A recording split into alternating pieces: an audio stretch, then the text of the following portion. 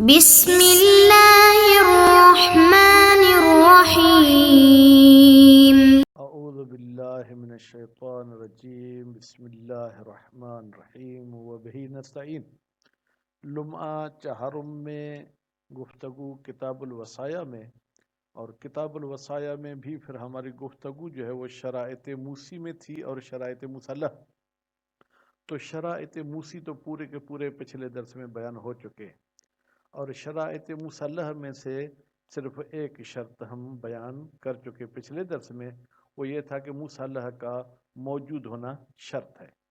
آج بقایا شرائط ہم آپ کو بتائیں گے کہ اگر مصالحہ عبد ہو تو کیا اس کے لیے وصیت کی جا سکتی ہے یا اس کے لیے وصیت نہیں کی جا سکتی۔ پھر عبد کے اقسام آپ کو بتائیں گے کہ عبد کن کیا ہوتا ہے، عبد مکاتب کیا ہوتا ہے، اور عبد مدبر کیا ہوتا ہے، اور ولد کیا ہوتی ہے۔ تو آپ عبارت پہ توجہ دیں گے تو یہ تمام کے تمام مطالب انشاءاللہ۔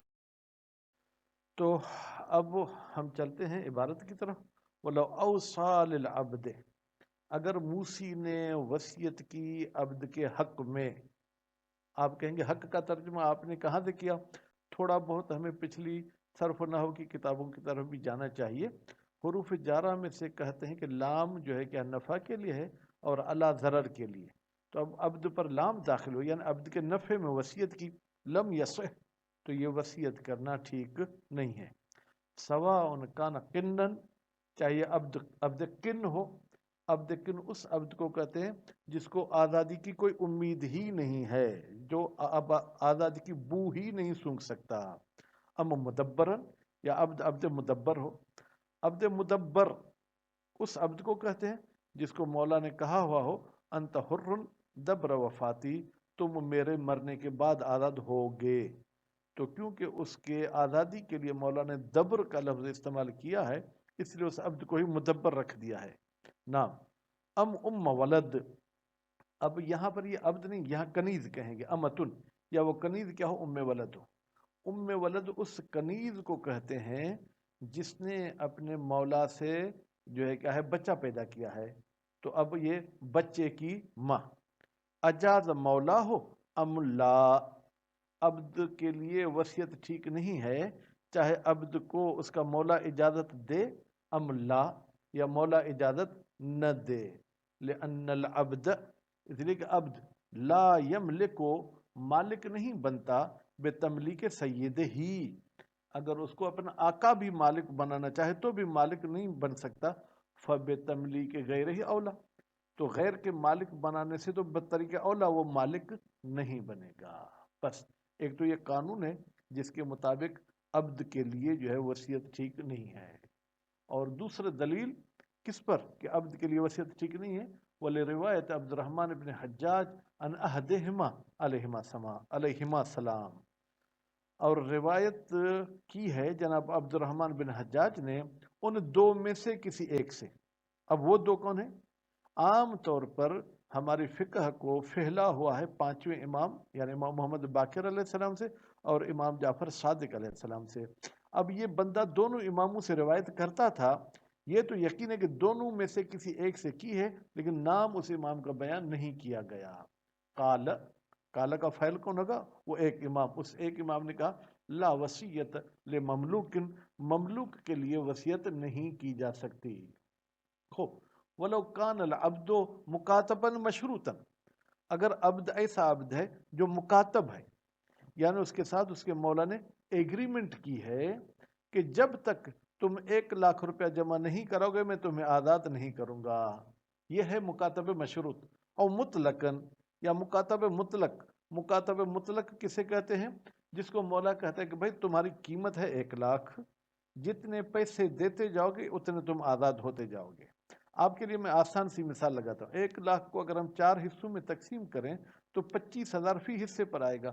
اگر عبد نے 25,000 جمع کر دیے تو عبد کا چوتھا حصہ آزاد ہے، باقی 3 حصے جو ہے کیا ہے اس کے وہ ابھی تک عبد ہیں۔ لم یؤد شیئا، اب وہ مطلق نے بھی کوئی چیز ادا نہیں کی۔ ففی جواز الوصیت لہو، کیا جائز ہے وصیت کرنا اس عبد مکاتب کے لیے؟ قولان، اس میں 2 قول ہیں۔ من انہو، یہ دلیل ہے کہ اس کے لیے وصیت ٹھیک نہیں ہے. کیوں؟ اس کے لیے جو ہے کیا جناب دو کرے. من انہو فی حکم المملوک، بھائی یہ جو مکاتب ہے یہ مملوک کے حکم میں ہے. حیث لم یتحرر منہ شیء، اس سے کوئی بھی چیز آزاد نہیں ہوئی. اور ہم نے اوپر کہا کہ مملوک کے لیے وصیت ٹھیک نہیں ہے. اور دوسری دلیل کہ اس بندے کے لیے وصیت ٹھیک نہیں ہے، لروایت محمد ابن قیس عن الباقر علیہ السلام، روایت نقل کی ہے جناب محمد ابن قیس نے امام باقر علیہ السلام سے. بس دوسری دلیل روایت ہے. اور تیسری دلیل ومن انقطاع سلطنت المولا عنہ، یہ دلیل ہے کہ اس کے لیے وصیت ٹھیک ہو سکتی ہے. بھائی مولا کی جو اس پر فل کنٹرول تھا وہ ختم ہو گیا. کیوں؟ اس لیے تو ہم کہتے ہیں کہ مولا کے کما کے مولا کو کچھ پیسے دے، یعنی یہ کما سکتا ہے. وہ من ثم، اسی کنٹرول ختم ہونے کی وجہ سے جاز اکتسابہ، جائز ہے کہ یہ بندہ کما سکتا ہے. وہ قبول الوصیت نوع من الکمانا، منہا کی ضمیر اکتساب کی طرف جائے گی. اور وصیت کو قبول کرنا بھی ایک قسم کا کمانا ہے. تو نتیجے میں عبد مکاتب کے لیے وصیت کی جا سکتی ہے. وصیحت مطلقاً اقوا، شہید ثانی فرماتے ہیں کہ بھائی مطلقاً ہم کہیں گے کہ عبد کے لیے وصیت ٹھیک ہے. کون سے عبد کے لیے؟ غالباً جو ہے کیا ہے وہ مکاتب، چاہے مشروط ہو چاہے مطلق ہو. اور روایت اللہ حجت فیہا، اور یہ جو روایت امام علیہ السلام سے بیان کی گئی اس میں کوئی ہمارے لیے حجت نہیں ہے. کیوں حجت نہیں ہے؟ فرماتے ہیں اس لیے کہ روایت کے الفاظ بھی آپ نے بیان نہیں کیے ہیں، اور روایت میں غالباً کوئی کمزوری بھی ہے. الا ان یکون العبد الموصلہ عبدہ، اب اللہ استثناء کر رہے ہیں پہلے مسئلے سے. انہوں نے کہا کہ عبد کے لیے وصیت ٹھیک نہیں ہے. ایک صورت میں عبد کے لیے وصیت صحیح ہے. کون سی صورت؟ ان یکون العبد موصلہ، وہ عبد جس کے لیے وصیت کی جا رہی ہے وہ عبدہ اے عبد الموسی، وہ موسی کا عبد ہو. ٹھیک ہے. فتنصرف الوصیت الی اتقہ، پھر مولا اگر اس کے لیے وصیت کرتا ہے تو یہ وصیت گھوم پھر کر کہاں جائے گی؟ الی اتقہ، کہ اس عبد کو آزاد کر دو. فإن سواہ، اگر وہ مال وصیت عبد کی قیمت کے مساوی ہو، او اتقا اجمع، پورے کے پورے عبد کو آزاد کیا جائے گا. مثلا مولا نے کہا تھا میرے مرنے کے بعد میرے عبد کو 1,00,000 روپیہ دینا. مولا مر گیا، عبد کی قیمت بھی 1,00,000 ہے، تو کہیں گے بھائی جاؤ تم آزاد ہو. وَإِن نَقَصَ، اور وہ وصیت والا مال عبد کی قیمت سے کم ہے، اتقا بحسابہ، تو عبد اس حساب سے آزاد ہوگا. یعنی 50,000 کی وصیت کی تھی، عبد 1,00,000 کا ہے، تو عبد کا آدھا حصہ آزاد ہوگا، باقی آدھا حصہ جو وہ عبد رہے گا. وَإِن زَادَ الْمَالُ عَنْ ثَمَنِهِ، اور اگر عبد کی قیمت ہے 50,000، وصیت والا مال ہے 1,00,000، فَلَهُ زائد، تو عبد 50,000 میں تو آزاد ہو جائے گا، باقی 50,000 عبد کی جیب میں ڈالیں گے اور کہیں گے جاؤ بھائی خدا حافظ. ولا فرق فی ذالک، یہ جو ہم نے کہا کہ موسی اپنے عبد کے لیے وصیت کر سکتا ہے، کوئی فرق نہیں ہے وہ عبد کن ہو یا غیر کن ہو، یعنی مکاتب ہو، مدبر ہو، ام ولد ہو. ولا بین المال المشاع والمعین، اور کوئی فرق نہیں جو وصیت کی جا رہی ہے وہ مال مشاع میں سے، کہ بھائی میرے مال میں سے چوتھا حصہ اس کو دو، وہ معین نہیں کرتا ہے. کبھی کبھی والمعین، بھائی میرا جو میزان بینک میں اکاؤنٹ ہے وہ سب پیسے میرے عبد کو دینا لکوا. وَيُحْتَمَلْ اختصاصہ، اور احتمال دیا جاتا ہے کہ جناب یہ وصیت مخصوص ہو جائے گی بالاول مال مشاع میں، لشیوعہ فی جمیع المال، اس لیے کہ یہ عبد بھی اس مال میں سے ایک حصہ ہے. وہو من جملتہ، یا لشیوعہ کی ضمیر پڑھتے ہیں کس کی طرف؟ مال وصیت. یہ مال وصیت پورے مال میں شامل ہے اور یہ عبد بھی اس مال کا حصہ ہے. فَيَكُونُ كَإِتْقِ جُزْءٍ مِّنْهُ، فیکون، تو یہ وصیت ایسے ہو جائے گی جیسے کہ عبد کا ایک حصہ جو ہے کہ آزاد ہو گیا. بخلاف المعین، بخلاف اس صورت کے جب رقم معین کی جائے کہ جو فلاں بینک میں میرے پیسے ہیں وہ عبد کو دے دینا. ولا بین ان تبلغ قیمتہ ضعف الوصیت وعدمہ، اور کوئی فرق نہیں ہے کہ عبد کی قیمت اس وصیت والے مال کے ڈبل ہو یا ڈبل نہ ہو. وکیل تبطل فی الاول، اور ایک قول کہتا ہے کہ بھائی اول یعنی مال مشاع والی صورت میں جو کیا ہے یہ باطل ہو جائے گی وصیت، استنادا الی روایت ضعیفۃ، اس بندے نے اپنے فتویٰ کا حوالہ دیا ہے ایک ضعیف روایت کی طرف۔ اب آگے چلتے ہیں کہ وہ تصح الوصیت اس میں مفعول کا صیغہ کر کے پڑھنا ہے، اور صحیح ہے وصیت کرنا مشخص کے لیے۔ مشخص بیٹا صرفی حوالے سے اس میں مفعول باب تفعیل سے ہوگا۔ وہ الذی، مشخص اسے کہتے ہیں اتک منہ شقصن، جس کا کچھ حصہ آزاد ہو گیا ہے، بے کسر شین، شخص میں شین کو کسرہ دے کے پڑھیں۔ شخص کی معنی کیا ہے؟ وہ والجزء، وہ جزء، بے نسبت، یعنی اس کے لیے وصیت صحیح ہے نسبت کے لحاظ سے، یعنی کیا؟ اے بے نسبت ما فیہ من الحریت، یعنی جتنا اس کا حصہ آزاد ہے۔ اگر آپ نے کہا تھا 1,00,000 اس بندے کے لیے میں وصیت کرتا ہوں، اس بندے کا آدھا حصہ آزاد ہے تو اسے 50,000 ملے گا، 50,000 نہیں ملے گا۔ والمراد بہی، اس مشقت سے مراد کیا ہے؟ مملوک و غیر سید، اس سید اور اس وصیت کرنے والے کا بندہ نہیں ہے بلکہ اس کے غیر کا بندہ ہے۔ اما ہوا، لیکن اگر موسی کا بندہ ہے وتصح فی الجمیع بطریق اولا، جب غیر کے لیے وصیت کر سکتا ہے تو اگر اس کا اپنا بندہ کچھ حصہ آزادی رکھتا ہے کچھ حصہ نہیں تو بطریق اولا اس کے لیے وصیت صحیح ہے۔ بولے ام الولد، اور ام ولد کے لیے بھی وصیت کرنا ٹھیک ہے۔ اے ام ولد الموسی، یعنی موسی میں سے اس نے بچہ پیدا کیا ہے، لأنہا، اس لیے کہ یہ ام ولد فی حیات الموسی، موسی کی زندگی میں، من جملت ممالک ہی، اس کے ملکیت اور اس کے مال میں سے ایک حصہ ہے۔ وَإِنَّمَا خَصَّهَا، تو یہاں پر ام ولد کو کیوں خاص ذکر کیا ہے؟